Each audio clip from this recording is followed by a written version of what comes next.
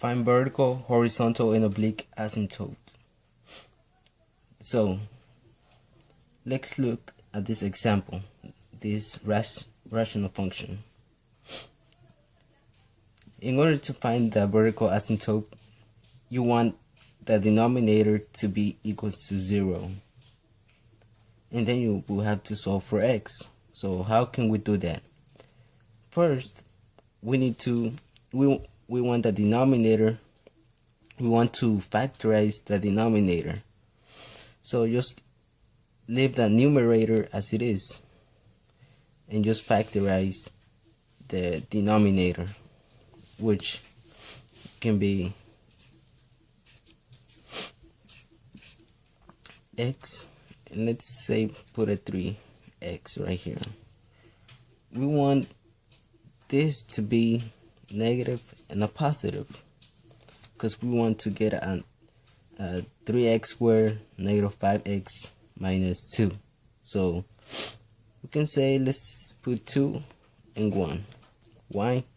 Because when you multiply across, it's gonna give you, let's say for example, x times 3x. That will give you 3 squared. And then 2 negative 2 times x times 1 is gonna be 1x, and then you have 2x, which is negative 6x, but since you have 1x, it's gonna give you negative 5x. And then when you multiply, negative 2 times 1 is gonna give you negative 2. So now that you have these two functions, now you can find the vertical asymptote, which can be x minus 2 equals to 0, and then do so for the next one. 3x plus 1 equals 0. Now you just have to solve for x, which can be you want the x to be alone, so you have to add 2 plus 2, which that will be x equals 2. So now that's one vertical asymptote. Now you have to do for the other one. You want the x to be alone, so in that case you can get rid of this by subtracting 1 on the other side. So that will be 3x equals negative 1. Still you got a number right here, so you're gonna have to divide by 3 in order for you to leave x alone. So divide by 3. Now you have x alone, and your other vertical asymptote is 1 negative 3, 1 over 3, negative 1 over 3.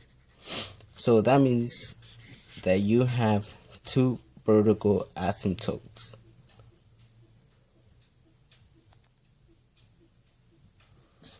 Horizontal asymptote. We're still looking at the same exact example of a rational function. It's just that now we're looking for the horizontal asymptote.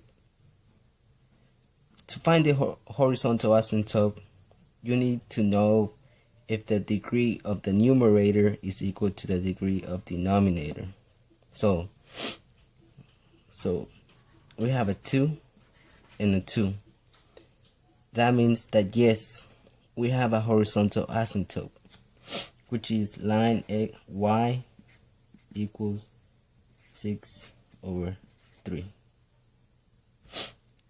In order for you to have a horizontal asymptote, the numerator has to be equal to the denominator degree.